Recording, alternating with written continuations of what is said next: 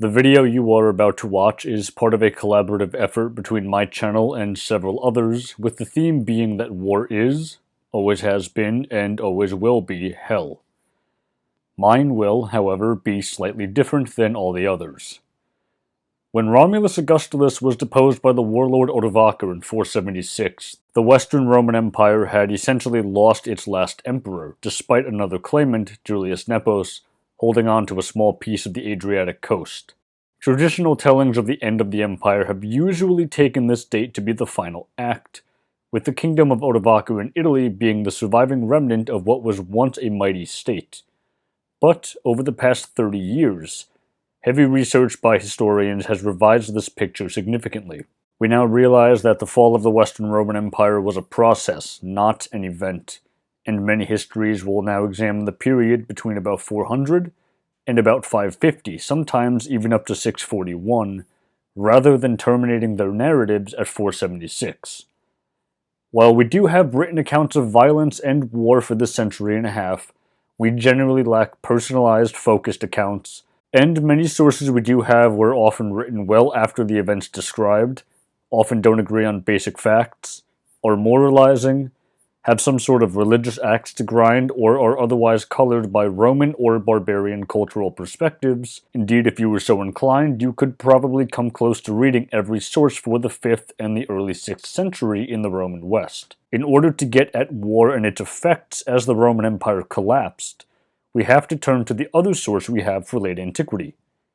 Since the early 2000s, advances in genomic studies and other branches of the hard sciences have totally revolutionized archaeology, and this, combined with the increasingly well-excavated sites in the Roman world, allows us to explore the impact of war and hardship brought on by prolonged periods of violence, although it is through a wide lens. The marriage of biology and archaeology has shed new light on the health of ancient populations, and the period we're examining here reveals itself to be at the same time both remarkable and deeply disturbing.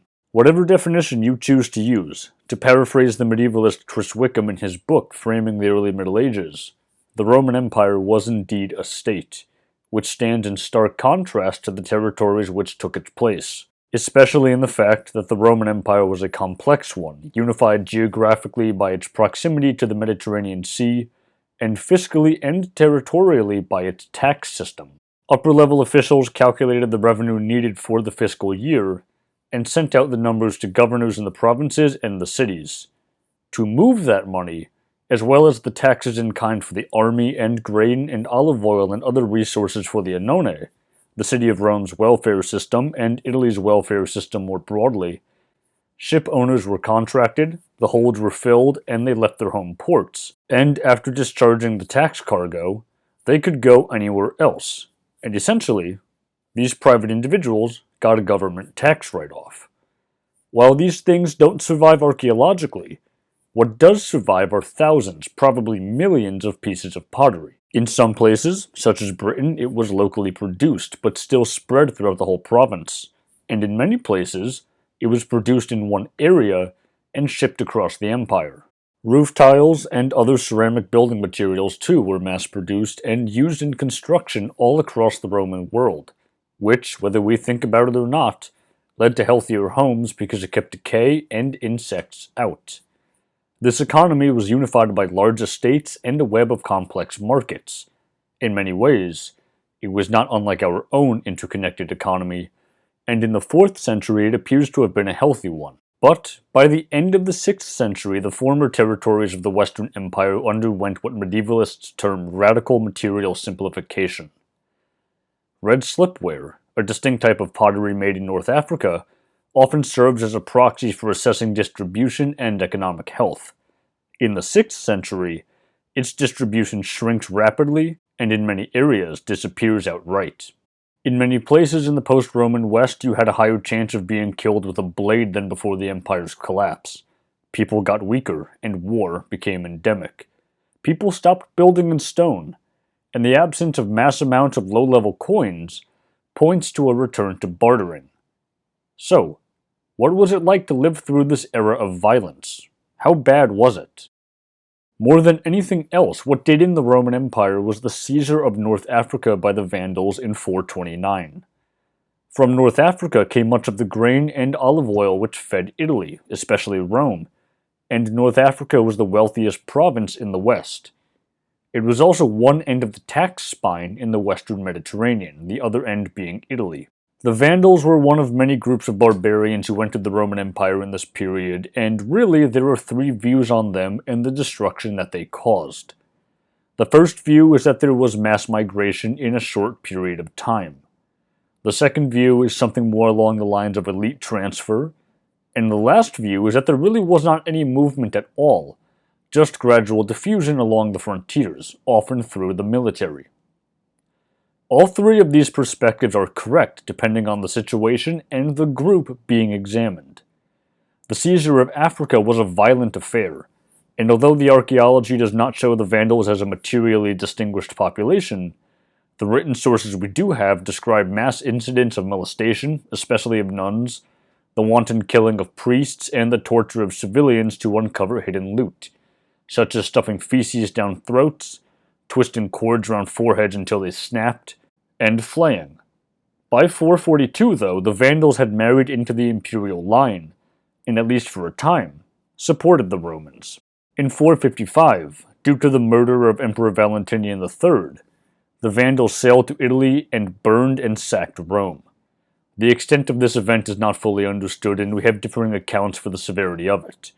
What matters, though, is that with the loss of Africa, the Roman Empire was starting to feel the pinch of a weakened economy, and the crucial tax spine between Spain, North Africa, and Italy, which unified the Western Empire, effectively broke. Some territories had their tax burden significantly reduced due to years of war and devastation caused by civil conflicts and barbarian incursions, but prior to the fall of Africa, there's little reason to think the Western Empire would have dissolved in a meaningful sense. Between 430 and 450, however, things rapidly spun out of control.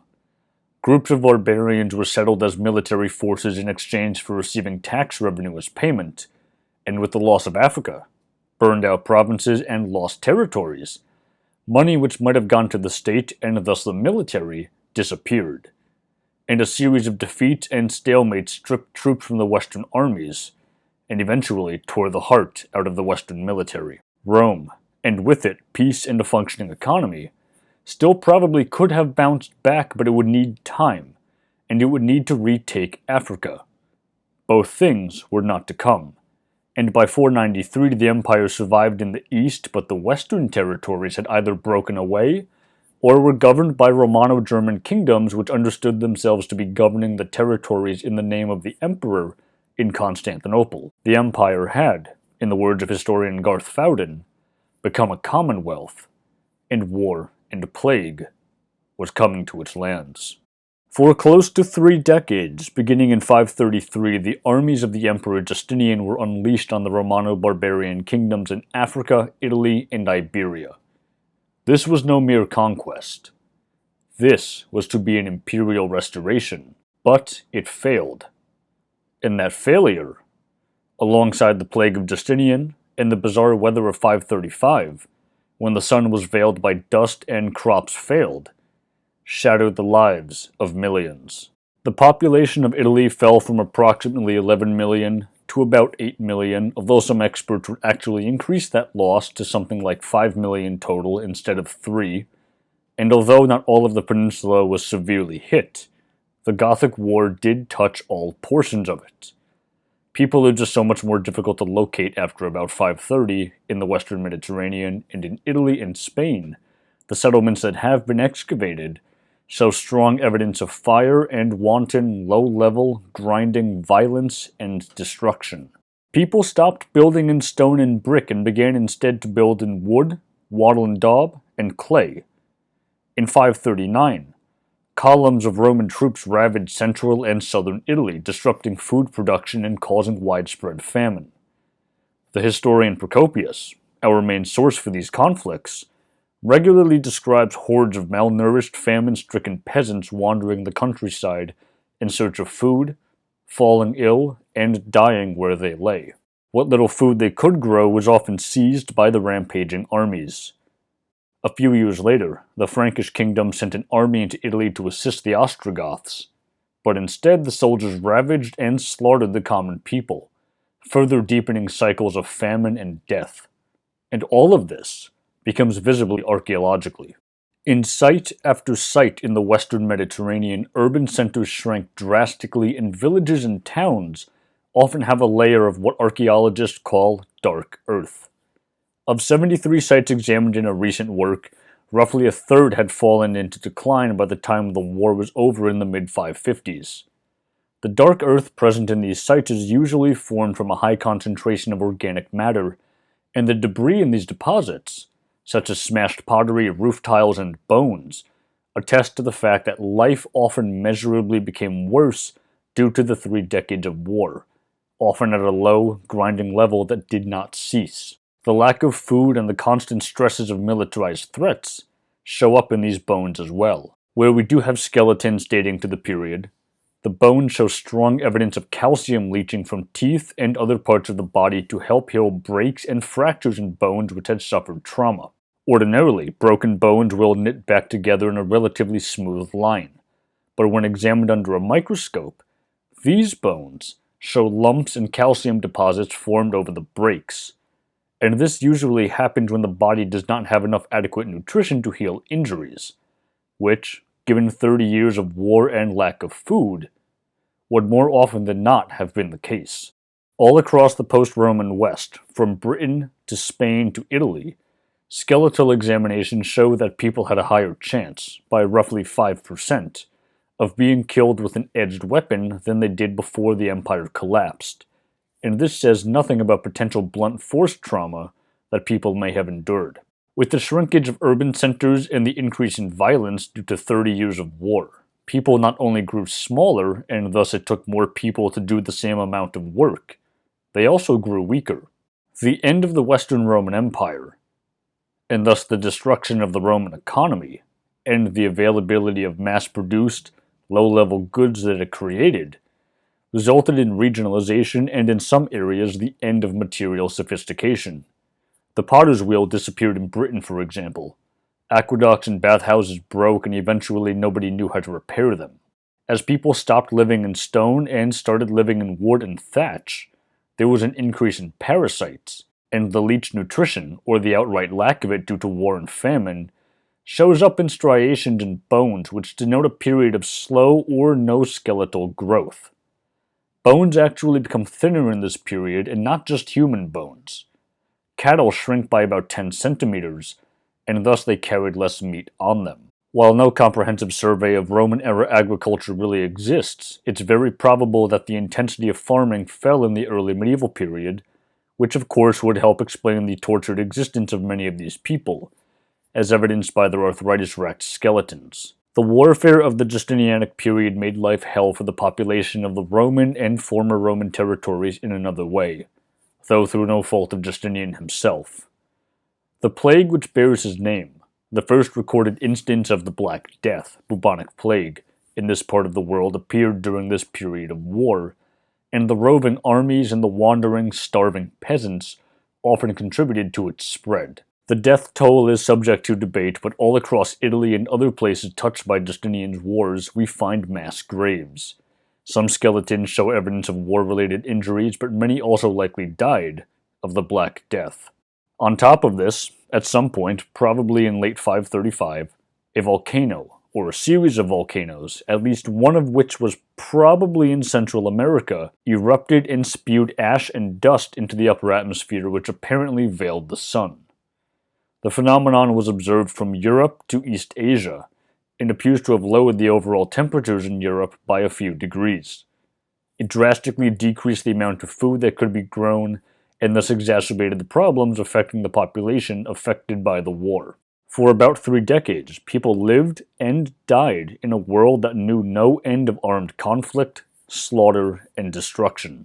More broadly, the century between the Vandal seizure of North Africa and the invasions of Italy, Africa, and Spain by the Romans and Frankish armies marked the end of the Western Roman Empire and the birth of medieval Europe. That transition was often a violent one, and its people were subject to a level of violence I hope none of us watching this video will ever have to live through. In more ways than one, The destruction of the Western Empire was a return to prehistory, a true end of civilization, and it stands not only as a stark warning to us about the dangers of overspecialization and the fragility of our own systems, but also that the violence that goes along with it is, always has been, and always will be, hell.